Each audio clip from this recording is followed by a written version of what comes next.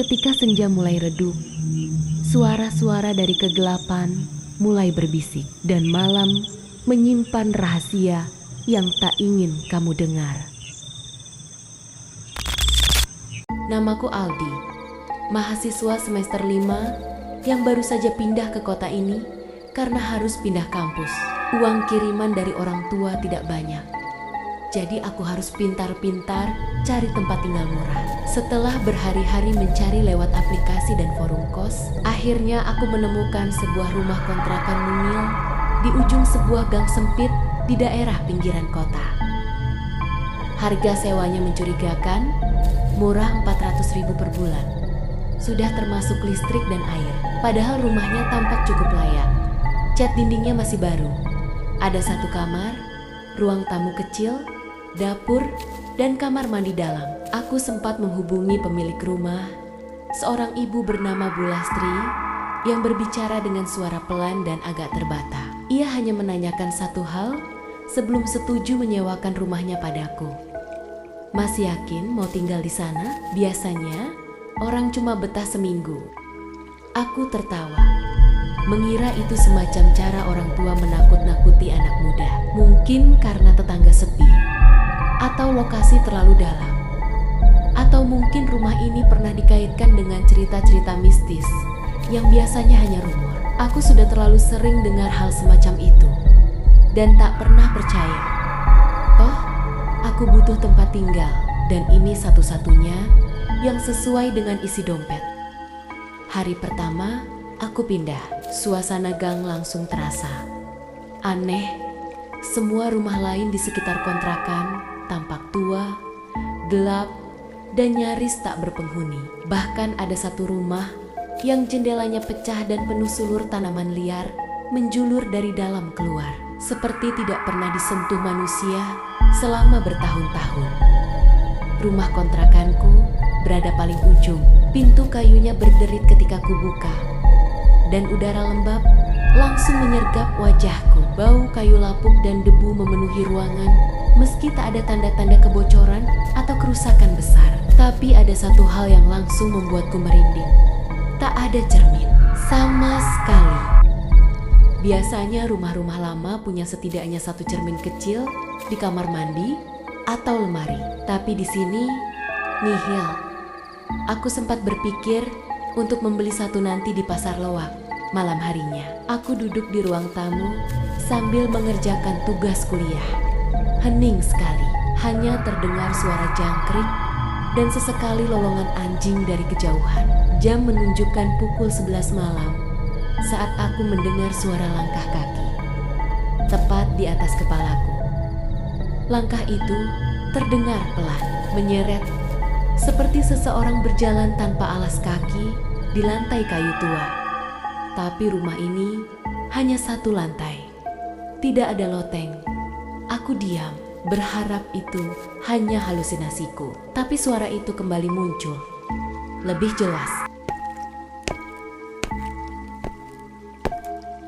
Langkahnya berpindah perlahan dari sisi kiri ke kanan. Aku melirik ke atas. Plafon putih itu masih utuh, tidak ada retakan, tidak ada bukaan, tidak ada ruang lain. Degup jantungku mulai cepat, tapi aku menenangkan diri. Mungkin suara dari luar, mungkin tikus besar di atap. Meski suara itu terlalu berat untuk seekor tikus, aku mencoba tidur cepat malam itu, membujuk diriku bahwa ini cuma efek kelelahan setelah pindahan. Keesokan paginya, aku pergi kuliah seperti biasa. Saat kembali sore hari, aku menemukan sesuatu yang membuat langkahku terhenti di depan pintu rumah. Pintu terbuka sedikit, padahal aku ingat jelas menguncinya pagi tadi. Aku bahkan memeriksanya 2 kali karena merasa paranoid. Saat masuk, tak ada barang hilang, tapi ada satu hal kecil yang berubah. Sandal jepit yang tadi pagi kuletakkan di dekat pintu sekarang berada di dalam kamar mandi. Aku yakin tidak menaruhnya di sana. Aku mulai merasa tidak enak, tapi tetap berusaha berpikir rasional. Mungkin aku lupa, mungkin ada angin, mungkin perasaanku saja. Malam kedua, suara langkah kaki itu kembali. Kali ini disertai suara lain. Suara kursi ditarik. Padahal aku tidak punya kursi kayu. Hanya satu kursi plastik dan satu meja kecil yang kubawa dari tempat lama. Suara kursi itu jelas berasal dari ruang tamu. Aku memberanikan diri keluar dari kamar dan menyalakan semua lampu. Kosong, tidak ada apa-apa. Aku kembali ke kamar, mencoba menenangkan diri. Tapi saat hendak mematikan lampu, televisi tua yang tak pernah kugunakan karena belum tersambung listrik menyala sendiri. Layarnya menampilkan salju statis seperti TV analog kehilangan sinyal, tapi samar-samar ada suara dari speakernya. Pergi. Aku berlari dan masuk ke dalam kamar. Malam itu aku tidur dengan lampu menyala. Hari ketiga, seorang tetangga yang sudah tua menghampiriku saat aku sedang menyapu halaman. Wajahnya penuh kerutan dan matanya agak juli. Ia menatapku lama sebelum akhirnya berkata, "Mas Aldi, ya, mau numpang tanya, udah mimpi belum?" Aku bingung. Mimpi apa, Pak? Kakek itu tersenyum miring. Biasanya hari ketiga mulai mimpi. Sama seperti yang lain. Lalu ia pergi begitu saja, membiarkan aku berdiri dengan tubuh kaku dan jantung berdebar. Malamnya, aku memang bermimpi aneh. Aku berada di rumah itu. Tapi suasananya jauh lebih gelap. Dinding rumah dipenuhi bekas cakaran. Dan seluruh lantainya basah oleh darah. Aku berjalan menyusuri koridor sempit yang seharusnya tidak ada di rumahku. Di ujung koridor itu ada sebuah pintu kayu tua. Saat kubuka, aku melihat diriku sendiri sedang tertidur di kasur. Dan ada sosok perempuan berambut panjang. Tubuhnya dibungkus kain putih lusuh, duduk di samping tubuhku yang tidur. Ia menoleh cepat, menatapku dengan mata hitam pekat dan bibir membusuk, lalu berbisik, "Giliran kamu." Aku terbangun dengan tubuh basah oleh keringat. Jam menunjukkan pukul 3 tepat keesokan harinya. Aku memutuskan bertanya pada Bu Lastri, pemilik rumah. Aku telepon dan langsung to the point. "Apa maksudnya?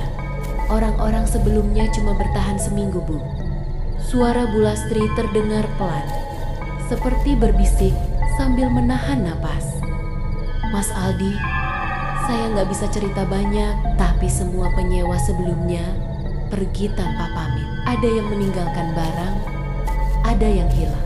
Satu-satunya yang bertahan lebih dari seminggu. Sekarang di rumah sakit jiwa, tapi saya butuh uang sewa, Mas. Saya sudah pasrah." "Lalu, kenapa rumahnya masih disewakan?" "Karena setiap kali saya coba jual, rumahnya menolak. Orang-orang yang niat beli selalu batal, atau sakit, atau meninggal." Malam keempat, hal yang paling membuatku gemetar akhirnya terjadi. Saat aku sedang di kamar, lampu mendadak mati. Semua ruangan gelap. Aku berlari ke arah saklar, tapi tidak terjadi apa-apa. Bahkan senter ponselku ikut mati. Aku meraba-raba ke ruang tamu, mencoba mencari lilin. Tapi saat itulah aku mendengar suara itu lagi. Langkah kaki dari arah dapur. Kali ini tidak sendiri, ada 2 pasang. Aku mundur, mencoba menuju pintu keluar. Dan kemudian pintu kamar tertutup sendiri, dikunci dari luar. Aku terkunci di dalam kamar. Aku mengetuk, menggedor, berteriak, tak ada jawaban. Hanya suara langkah itu mendekat, dan suara lain isakan pelan, seperti seorang perempuan menangis. Aku bersandar di pojok kamar, tubuhku gemetar. Di sudut ruangan, di bawah meja belajar, samar-samar aku melihat bayangan hitam berdiri, tak bergerak menghadapku. Lalu bisikan itu terdengar lagi dari arah jendela. "Sudah 3 hari, kamu selanjutnya." Hari keempat menjadi titik balik. Sejak malam itu, aku tidak bisa tidur. Setiap kali memejamkan mata, Aku merasa ada yang memperhatikanku dari sudut ruangan. Suara langkah, tangisan, dan bisikan itu semakin sering, semakin dekat. Bahkan di siang hari, bayangan hitam kadang terlihat dari sudut mataku. Tapi saat ku toleh, selalu tak ada siapapun. Aku mulai merasa seperti orang gila. Sampai akhirnya aku menemukan surat itu. Semua berawal saat aku membersihkan rak kayu tua di dapur. Rak itu sudah lapuk, dipenuhi debu, dan hampir roboh. Ketika ku sentuh bagian belakangnya, papan dinding di balik rak terdorong sedikit, seperti bisa dibuka.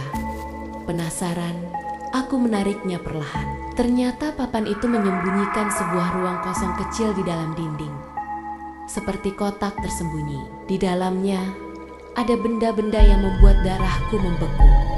Satu cermin kecil retak. Sebuah surat lusuh, terlipat 4 dan agak hangus ujungnya. Kuku manusia, 5 potong, kering, dan berdarah. Tanganku gemetar saat membuka surat itu.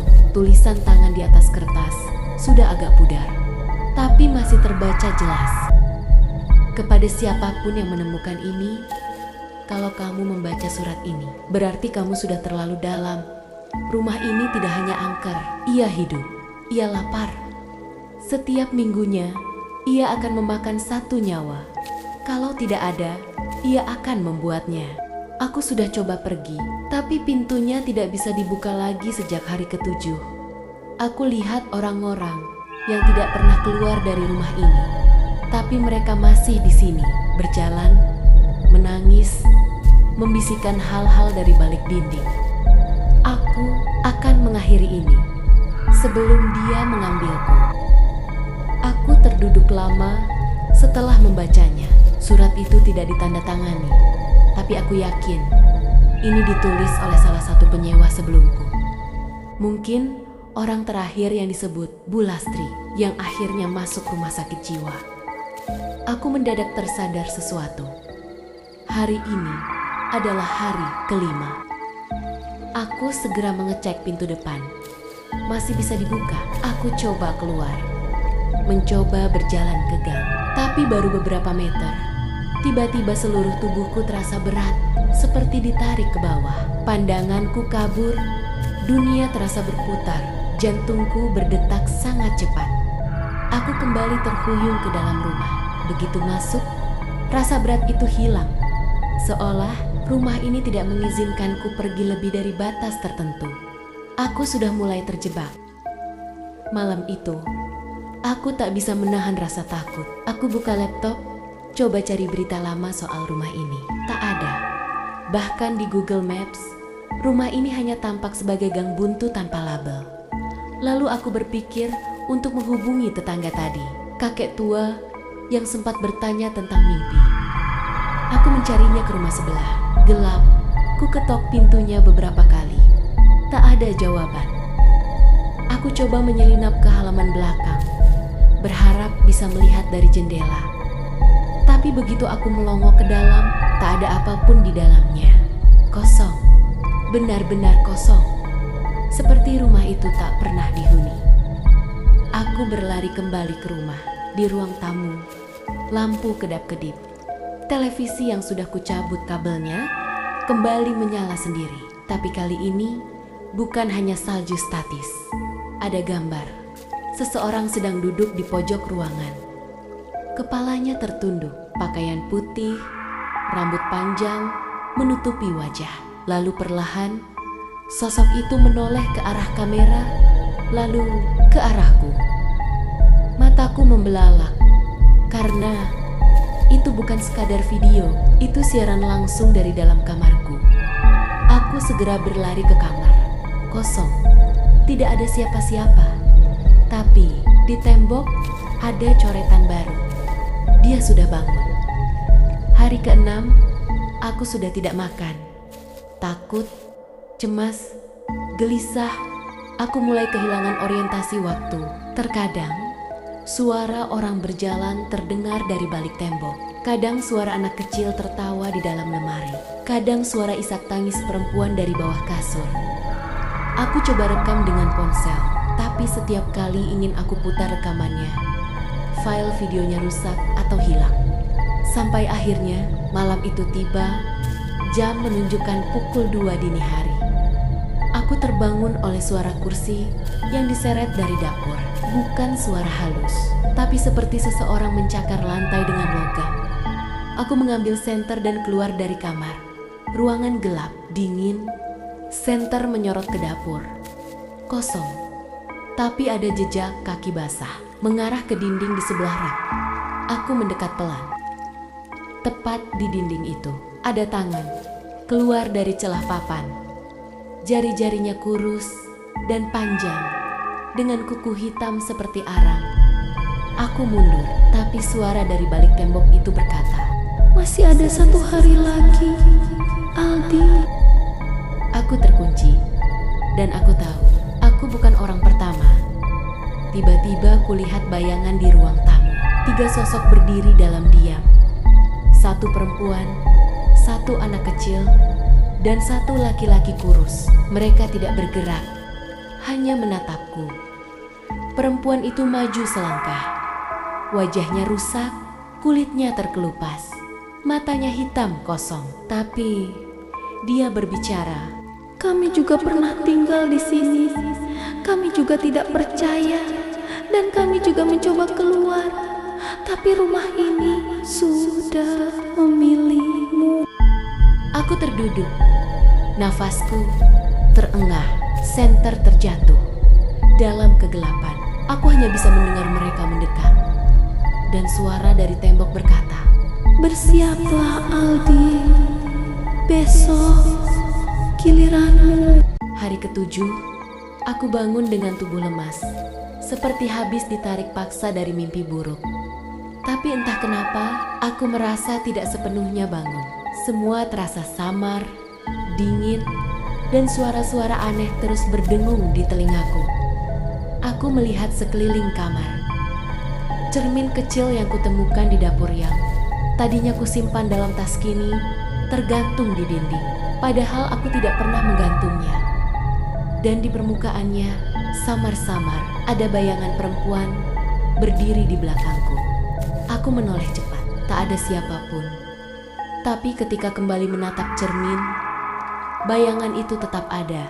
Dia menatapku, tersenyum, giginya hitam dan patah-patah. Aku ambil cermin itu dan melemparnya ke lantai. Pecah, tapi pecahannya membentuk tulisan, "Terlambat." Hari itu, aku tahu aku tak bisa kabur begitu saja. Rumah ini sudah menelanku terlalu dalam. Satu-satunya cara keluar adalah dengan mencari tahu apa yang sebenarnya terjadi di tempat ini. Mungkin masih ada celah. Aku memulai dengan menggeledah seluruh rumah. Ruang tamu, dapur, kamar mandi, setiap lemari, bahkan sudut-sudut plafon. Dan akhirnya, aku menemukan sesuatu di belakang lemari buku reyot di pojok ruang tamu.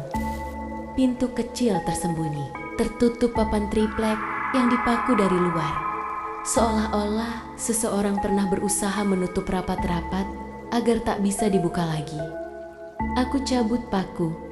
Paku itu satu persatu. Tanganku berdarah karena serpihan kayu. Tapi aku tetap lanjut. Saat pintu itu terbuka, aroma busuk langsung menyergapku. Bukan seperti bau bangkai biasa, tapi bau tanah basah, bercampur besi, seperti darah lama yang membusuk. Tangga sempit menurun ke bawah tanah. Rumah ini punya ruang bawah tanah, sesuatu yang tidak pernah disebut Bu Lastri atau siapapun. Aku turun perlahan, hanya dengan senter kecil. Dindingnya dipenuhi bercak hitam, ada jejak tangan di sepanjang tembok, dan coretan-coretan yang terbaca samar. "Tolong, dia bangun, kami tidak bisa mati." Tangga berakhir pada sebuah ruangan batu kecil. Gelap, di tengah-tengahnya ada kursi kayu dan cermin besar berdiri tegak menghadap dinding. Dan di depan cermin itu ada orang, tubuh kurus, membelakangi aku, rambut panjang menutupi wajah, Kulitnya pucat kehijauan, seperti mayat yang sudah terlalu lama tidak dikubur. Aku menahan napas, tapi sosok itu tidak bergerak.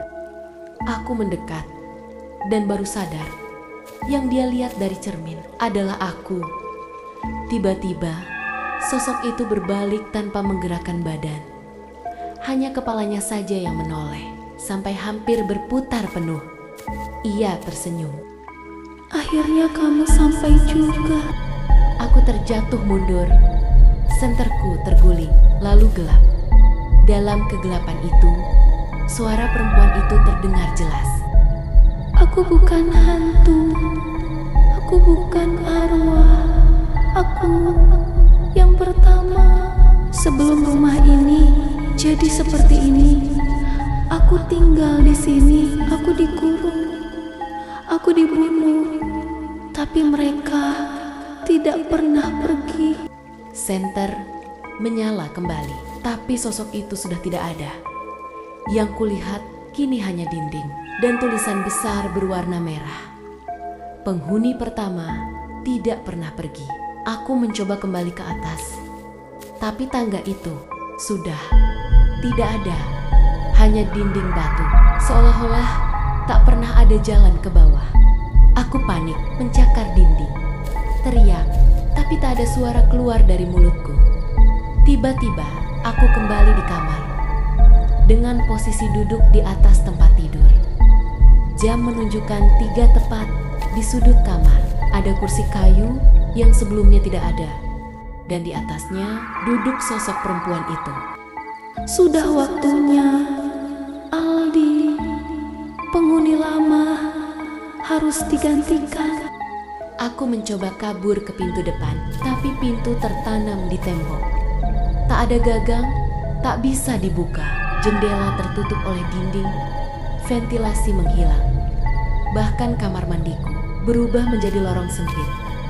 Rumah ini hidup dan kini menyatu denganku.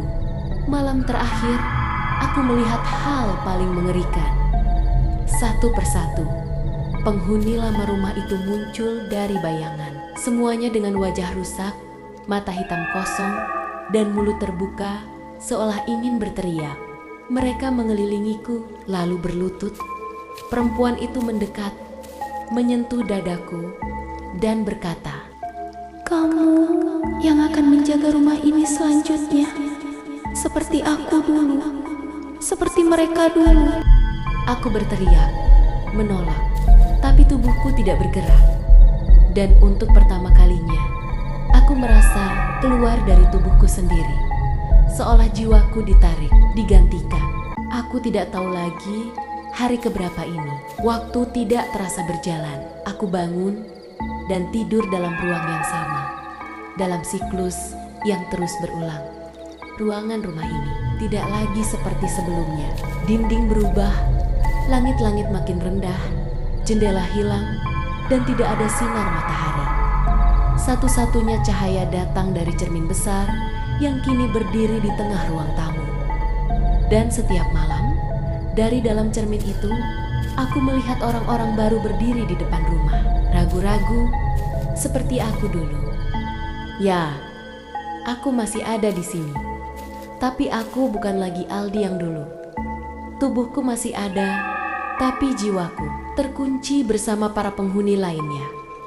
Kami semua ada di balik cermin. Teriakan kami tidak bisa terdengar, dan rumah ini terus memilih korban baru. Beberapa hari kemudian, aku tidak tahu tepatnya kapan. Aku melihat seorang pemuda berdiri di depan rumah. Usianya mirip denganku dulu.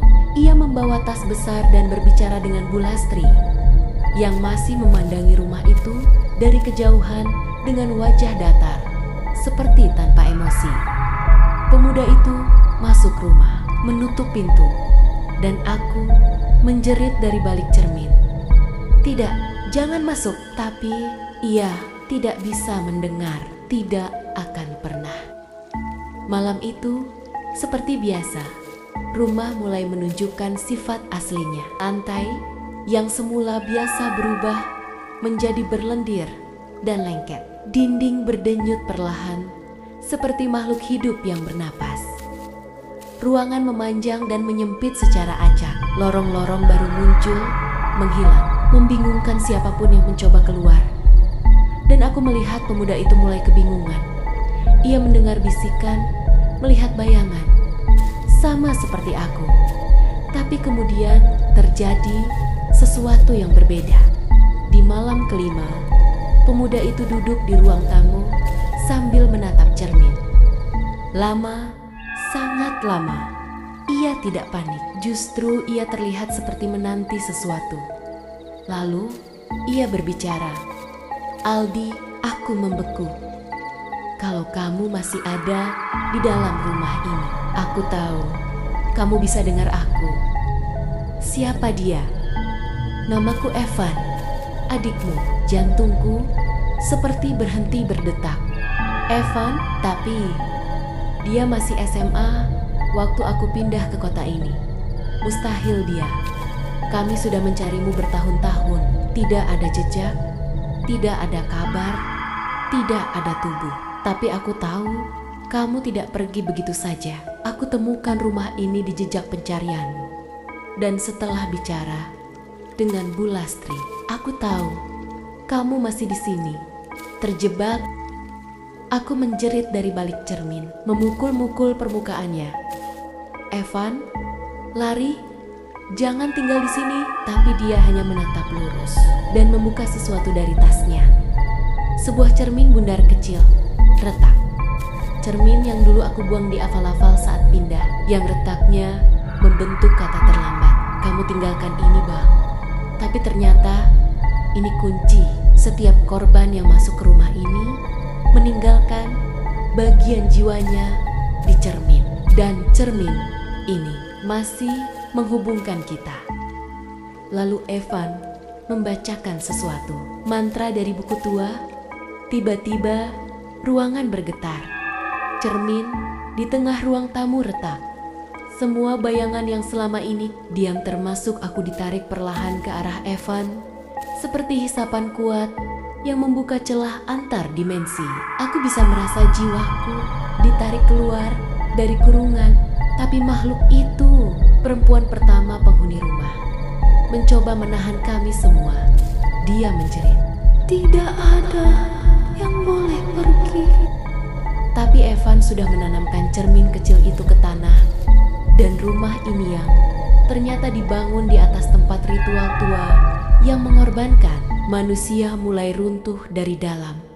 Bayangan-bayangan tertarik, menghilang. Termasuk perempuan itu. Aku terbangun. Kali ini di sebuah ruangan putih. Rumah sakit. Evan duduk di sampingku, menangis. "Bang," akhirnya plot twist terungkap. Dokter menjelaskan bahwa aku ditemukan di dalam rumah tua yang sudah lama dikosongkan dan disegel oleh pemerintah. Rumah itu seharusnya sudah roboh 5 tahun lalu. Tapi petugas yang berjaga melihat lampu menyala dan suara tangisan dari dalam. Saat mereka masuk, mereka menemukan aku sendirian, duduk di sudut rumah dengan tatapan kosong, tak bergerak. Mereka tidak menemukan pemuda bernama Evan. Aku cerita pada dokter tentang Evan, tapi tidak ada catatan keberadaannya. Polisi tak menemukan siapapun bernama Evan dalam database yang cocok. Bahkan ibuku yang datang menjenguk menangis sambil berkata, "Aldi, kamu anak tunggal. Kamu tidak punya adik." Aku bingung. Lalu saat sendirian di kamar rawat malam itu, aku menemukan sesuatu di saku jaketku. Cermin kecil, retak, dengan tulisan samar. Sudah kubilang, rumah itu memilih. Selesai.